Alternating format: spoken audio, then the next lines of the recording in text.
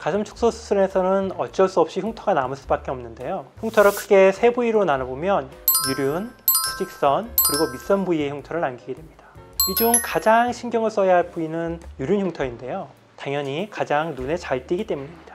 그럼 이 유륜 부위의 흉터를 최대한 흐리게 남게 하려면 어떻게 해야 할까요? 물론 당연히 잘 꼬매야겠죠. 하지만 잘 꼬매려면 우선 봉합하기 좋은 조건이 마련되어야 합니다. 무엇보다 가장 중요한 조건은 바로 봉합하려는 양측의 길이가 최대한 같아야 한다는 건데요. 한쪽이 길거나 짧아서 양측변의 길이 차이가 생긴다면 필연적으로 우글쭈글하게 꼬맬 수밖에 없게 됩니다. 그런데 유륜절개법이라든지 수직절개법에서는 유륜의 직경보다 주변 피부의 직경을 훨씬 크게 디자인하는데요. 이럴 경우 주변의 피부를 단계와 유륜 주위에서 옥매듯이 봉합함으로 마치 복주머니 입구처럼 우글쭈글한 주름이 남게 됩니다. 이러한 주름은 저절로 사라지는 것이 아니라 잘 늘어나는 유륜의 피부가 점차 늘어나면서 주변 피부와의 직경 차이가 줄어들어 사라지는 것인데요. 당겨 모아온 주변 피부가 원위치로 돌아가면서 주름은 점차 펴지고 그 대가로 유륜의 직경은 과도하게 늘어나게 됩니다. 게다가 가슴은 바깥쪽이 안쪽보다 훨씬 무겁기 때문에 종종 팬더눈처럼 크고 바깥쪽이 축 처져 있는 불만족스러운 모양의 유륜이 되기도 합니다. 이런 결과에 실망한 의사들이 유륜이 늘어나는 것을 막아보고자 여러 가지 방법들을 시도해 봤는데요.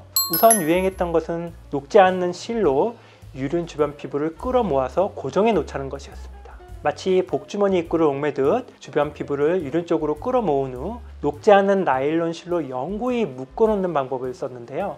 이른바 쌈지 봉합법이라고 하는 방법이죠. 하지만 장기적으로 볼 때 단단한 실로 부드러운 피부를 계속 붙잡고 있는 것은 불가능했습니다. 녹지 않는 나일론 실은 피부 속에서 일정 직경을 계속 유지할 수는 있지만 검은색 유륜은 이 실을 지나쳐서까지 점차 늘어나 결국 넓어진 유륜 내부에 이 나일론 실이 남아있는 현상이 발생하는데요. 이를 치즈 와이어링 현상이라고 합니다. 단단한 실이 마치 칼처럼 작용해서 철사로 부드러운 치즈를 자르듯이 실이 넓어지는 유륜 속으로 파고드는 것이죠. 이렇게 나일론 실을 이용한 쌈지 봉합법이 실패로 드러나게 되자 새로운 방법이 나타났는데요. 옥매서 묶어놓는 이 실을 딱딱한 나일론 실로 하지 말고 고무줄처럼 탄성도 좀 있고 조직과 유착도 일어난다는 신소재, 즉 고어텍스 실을 사용해 묶어놓자는 것이었습니다. 이 고어텍스라는 것은 주로 심혈관 수술에서 이용되기 때문에 뭔가 최첨단 소재인 것 같은 인상을 주기도 하는데요. 하지만 고어텍스는 결국 플라스틱 원단을 가열한 후 쭉 잡아 늘려서 미세한 구멍이 있는 제품을 만들었다는 뜻입니다. 의료용 고어텍스 제품에서는 이 미세한 구멍 안으로 인체 조직이 증식해 들어가 유착을 만들기 때문에 보형물이나 인조혈관으로 사용하기도 합니다. 따라서 주변 피부를 유륜 쪽으로 옥매서 봉합할 때 이 고어텍스 실을 사용하면 고어텍스 실 내부의 미세한 구멍으로 흉터 조직이 자라 들어가 치즈 와이어링 현상을 막고 이로 인해 유륜이 넓어지지 않게 된다고 주장하는 것이죠. 하지만 이 방법 역시 문제를 극복할 수는 없는데요. 그 이유는 고어텍스는 인체 내에서 장기간 존재하는 경우 필연적으로 경화작용이 일어나기 때문입니다.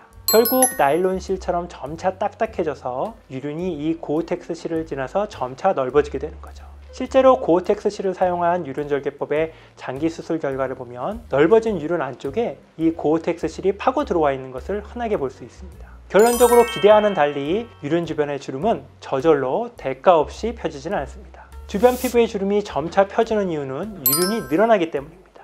이론적으로 생각해봐도 정말 유륜이 하나도 늘어나지 않는다면 그 대가로 주변의 주름은 영구히 남아있게 될 겁니다.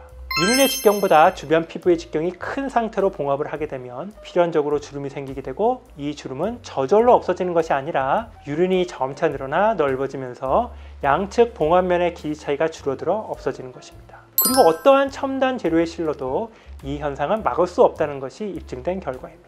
누구나 새로운 것을 좋아하죠. 특히 새로운 소재라면 무조건 맹신하는 경향이 있는데요. 하지만 의료 분야는 생명을 담보로 기술을 적용하는 것이기 때문에 다른 그 어떤 분야보다도 보수적으로 새로운 것을 적용하는 것이 옳다고 생각합니다.